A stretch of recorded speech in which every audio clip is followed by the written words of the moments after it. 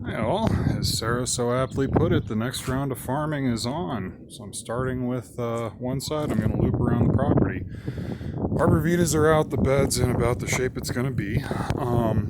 There's going to be a grapevine here, and that kind of grapevine is supposed to stretch all the way from the fence to that gutter by the time it's fully mature in like 7 years.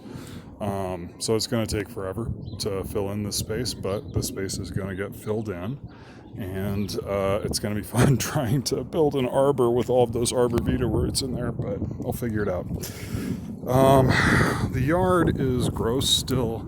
I have somebody coming out to build a retaining wall so I can terrace this out, and that's kind of going to be summer into fall's project. But that yard and top terrace there, the top terrace is going to, I'm going to plant that out this spring. I just need to go in, pull out the landscaping fabric, and then put down wood chips. What is a prize? This side bed, my irises are starting to come up. These were a gift from someone in the Northeast Denver Gardeners Facebook group. We've got irises. They're just barely starting.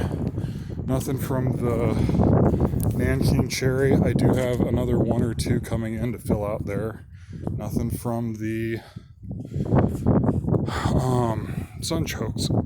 I'm going to dig those up and not replant them. They gave me the worst gas of my life. Just incredible. This bed it's got a bunch of sawdust in it. It's probably not going to do so well for the first couple of years, but this is going to be the chamomile bed. It's not planted yet. It's still early to do most of the planting, so I'm kind of just showing what I've done to prep and then coming out. Showing what I'm doing to prep and what is coming up. No life from the blackberry yet. No life from the raspberry patch yet. I need to go through both of these and fix the support strings. And no life from the blueberries, but I don't think they died completely this winter, so I should be okay.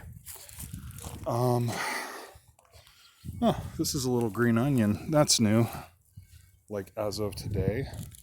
The yard was all tilled in. There's a bunch of leaves, as you can probably see, a bunch of used potting soil, and then fertilizers. There's about 65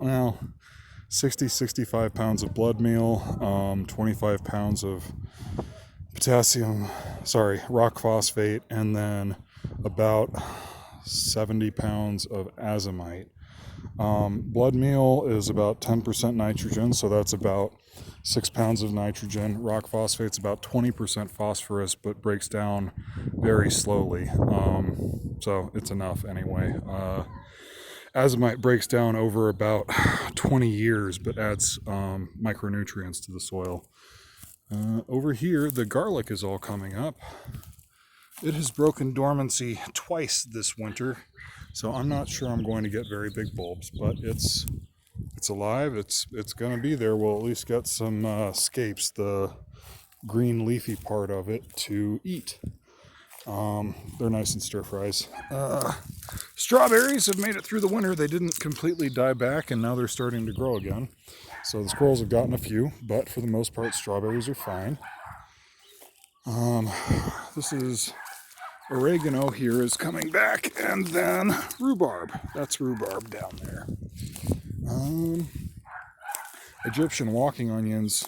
These things are invincible. They didn't mind the cold at all, and they're one of the first things that came back in the garden. And then chives.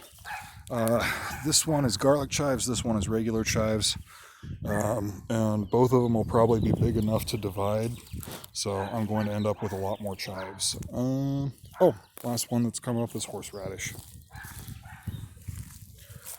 Horseradish.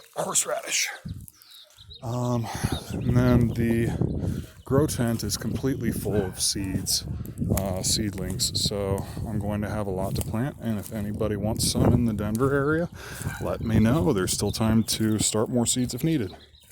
Take care, y'all.